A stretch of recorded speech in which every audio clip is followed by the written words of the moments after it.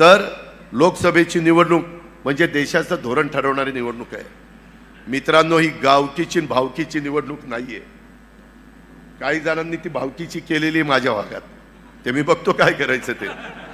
पण गावकीची पण नाही, भावकीची पण नाही. 140 कोटी जनता, 18 पगड जाती, 12 बलुतेदार, हिंदवी स्वराज्याची स्थापना महाराजांनी केली. 28 तारखेला तिथीप्रमाणे त्यांची मला वाटतं शिवजयंती आहे. 28 तारखेला परवा दिवशी. मित्रांनो, हे सगळं आज ही सगळी कामं करत असताना आम्ही अनेक वर्ष विचार करत करत आपलं तुळापूरचं, आपलं वडूचं छत्रपती संभाजी महाराजांचं स्मारक, शिवनेरीला पायथ्याशी मला अतुल बेनके मागे लागला होता.